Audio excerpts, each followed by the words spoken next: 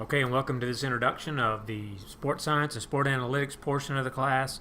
You've just had Dr. Hoff do his introduction on data ecosystems and data collection procedures and kind of what to do. And I know he's shown you how to do some pivot tables. And my advice to you on the pivot tables is to make some very simple ones and play with them until you get comfortable, and then just keep expanding from there, because those are very useful, but you have to set them up a very specific way. And if you don't set them up correctly, they will not work and they will make you very, very frustrated. So, with that being said, let's move on as we talk about sport. And as most of you probably know, this is kind of my wheelhouse and what I enjoy talking about the most. So, we're going to try to cover a lot of things and expand some things. I think your text is very good. It's a very easy read. You should go through that pretty quickly. And we're going to kind of go through some very specific scenarios. But first, we want to talk about sports science and what it might be.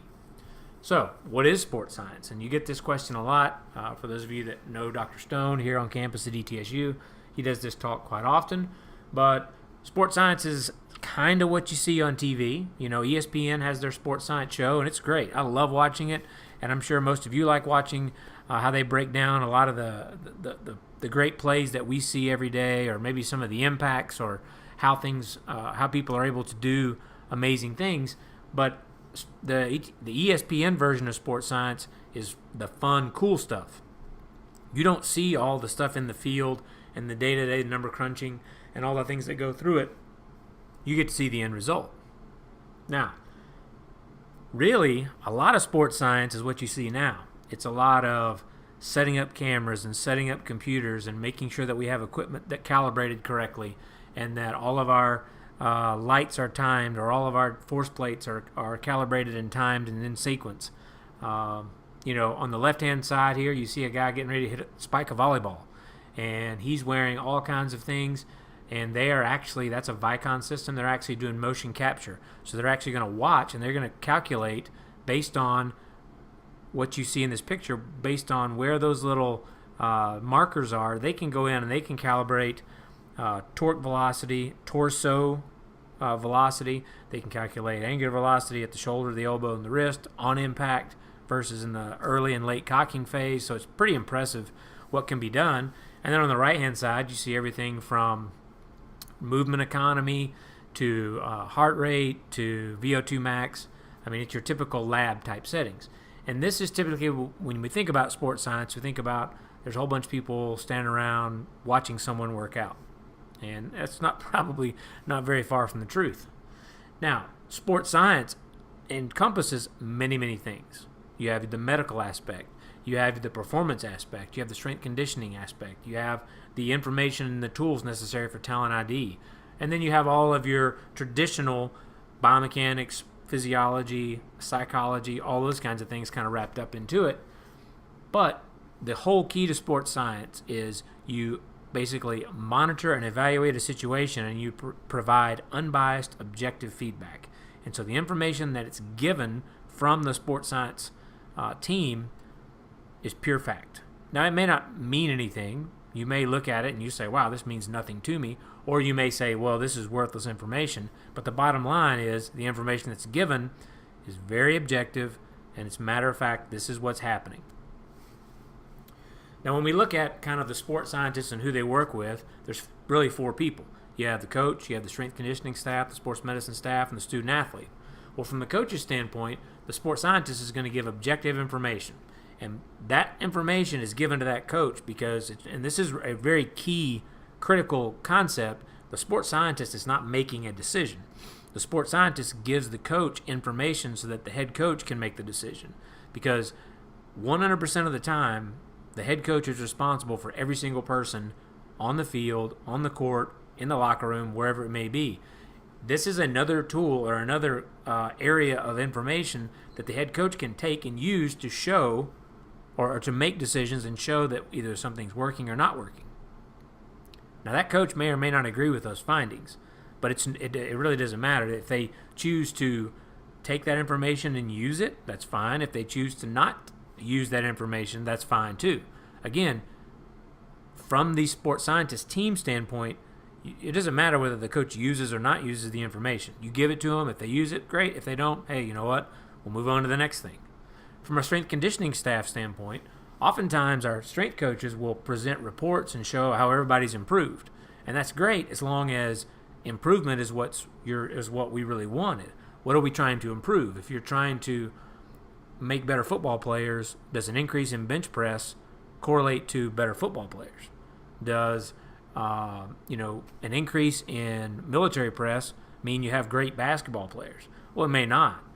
If the ultimate goal is to make better basketball and football players, then we need to test them other than just what their max is. But one of the things that the sports science folks can do for strength conditioning is tell them, is the program that you're trying to implement valid? And remember, is it valid, meaning is it doing what it's supposed to do? And so sometimes there's a little headbutting going on between those two groups. Then you have the sports medicine guys who, again, you get injured, you go to the sports medicine staff, and they think you're getting better, and then the sports scientist does an evaluation and says, well, they're really not improving on their strength. And then the sports medicine guy goes, no, they really are. And then the sports science says, well, no, they're not, and we're not going to have this discussion any longer. And it's the truth. Oftentimes you get caught up, whether it's strength conditioning or sports medicine, the little person inside of you that wants everyone to succeed and wants everyone to do better, you're constantly, they're getting better. I know they're getting better. It's just a little bit. You can't see it. And the sports scientist says, well, actually, if they were getting better, we would have seen it. Now, the human element, we're going to get into that later. But the pure, are they getting stronger? Are they getting faster? Are they becoming more explosive? You're going to go to the sports science guy to get that answer. And then the student athlete, because student athletes love to know how they're doing. And as coaches, you can blow smoke up their butt all day long and try to get them to perform. And that happens. In sports medicine and strength conditioning, we do the same thing. But you know what? Every now and then, that student athlete needs to know exactly where they stand. And if they want to know how fast they are compared to everybody else, you can just post the numbers and tell them. But if they said, hey, what is my strength gains, or how explosive am I, and how does that compare to other people? Then, again, the truth hurts sometimes because you think you're better than you are, but it doesn't always work out that way.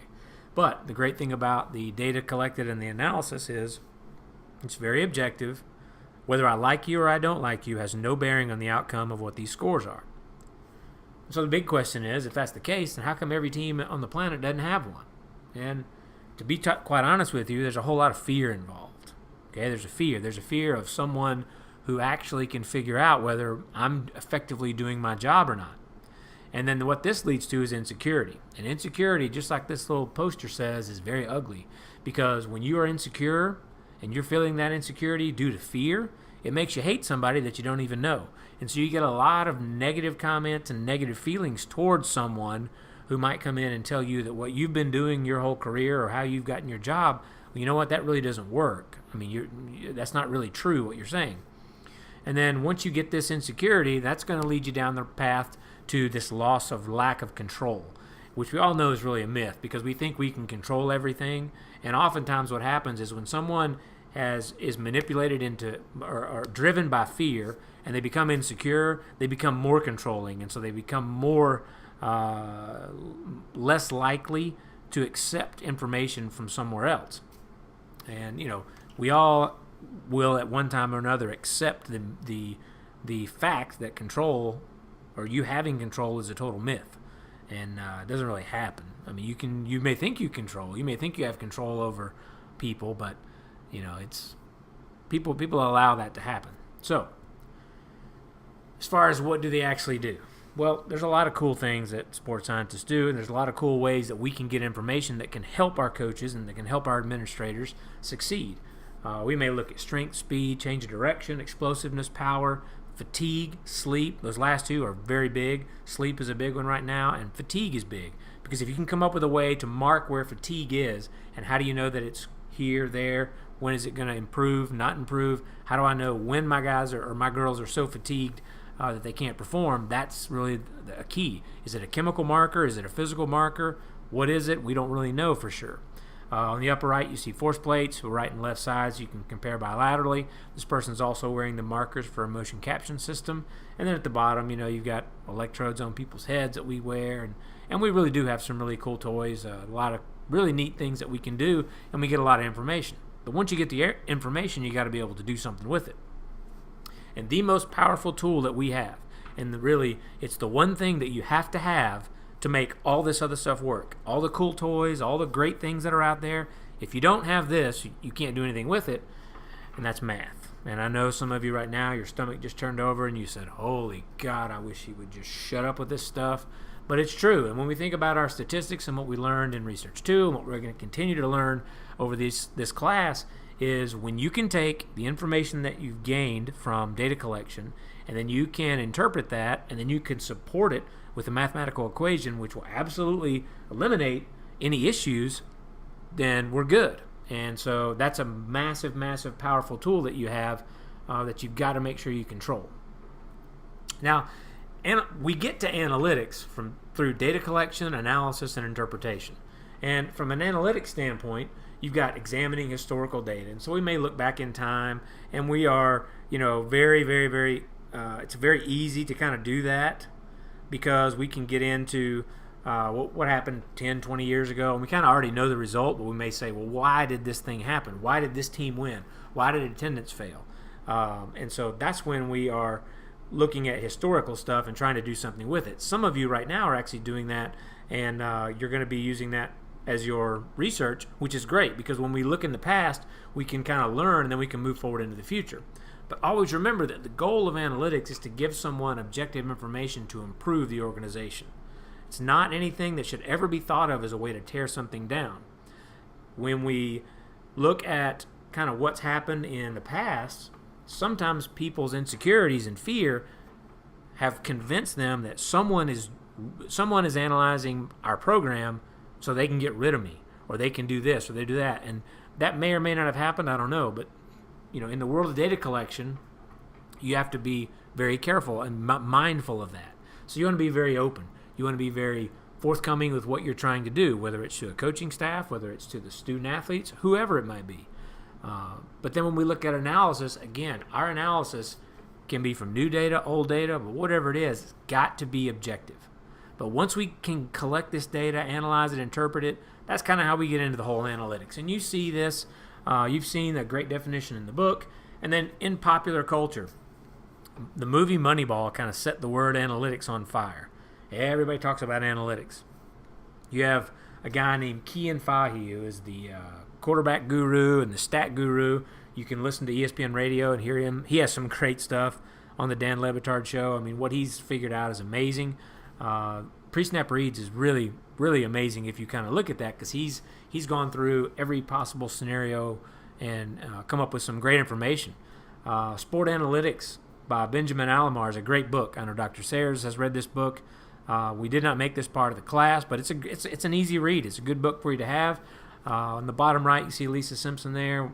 Anytime you can make it into a Simpsons episode, something's really hot within pop culture. And then even Soccernomics. I mean, there's lots of sports where analytics has become such a big deal. And again, you can get overwhelmed and think, oh, it's all all the analytics stuff. That's just people doing Moneyball. They're taking the human element out of the game. And the truth of the matter is, it's not the way it is. What analytics do for you is give you more information so you can make decisions. Because somewhere, someone has to make the decision. Even if you're relying solely on the numbers, you are making the decision. Bottom line. The computer doesn't make the decision. A person makes the decision. Now, when you are going to go into an analytics type situation, you always want to ask the question, okay, are we asking the right or wrong question? And we've talked about that in research. The little picture here on the right, we're asking the wrong questions. That's true, we were. And then, do you believe in this thing? And the guy said, yes. Well, what Billy Bean is saying is, we've been asking the wrong questions all along, and that's why we're not getting the right answers. Because if you are not getting the answers that you think you should be getting, you need to reevaluate that question. If you're going to effectively use analytics, someone needs to ask the right questions, and that does not have to be a sports scientist. I've kind of thrown the sports scientist in here because I want to get that in. I think that everyone needs to be exposed there to that profession because it is a very valuable tool that you can have on your staff. But it can be a coach, administrator, student athlete, athletic trainer, doesn't really matter. But just remember that the ultimate goal when you're starting to use analytics and apply analytics to any situation is to improve that, not to tear it down. Now, from here, where are we going to go? Well, right now, you need to read chapters 3 and 4. You've had a couple days to kind of chill. Some of you have started the quiz. Remember, I gave you the answer to number 3. And then there's some great examples of analytics in the text. I mean, there's some great examples that you're going to have to read through. There's a ulnar collateral ligament example that's really good. And then I want you to start thinking about how you can use this and applying this in your area, because what we're going to do is we are going to step by step go through some specifics. We're going to go through some very detailed areas, and then we're going to look down the road at what potentially could be done and what tools you would need to do that. And again, we're going to try to use Excel for everything so that it makes it easy for you. You're going to have Excel wherever you go, and hopefully these 2 weeks will be fairly fun for you, because again, we're all in the business of recruiting, whether we're recruiting student athletes or recruiting people to work on your team. So maybe it's a marketing person or whoever, it doesn't matter. But we're going to get to that within this class. So for these 2 weeks, we're going to talk about basically sport performance and talent ID. So hopefully you enjoy it, and I will be with you very, very soon. Thank you.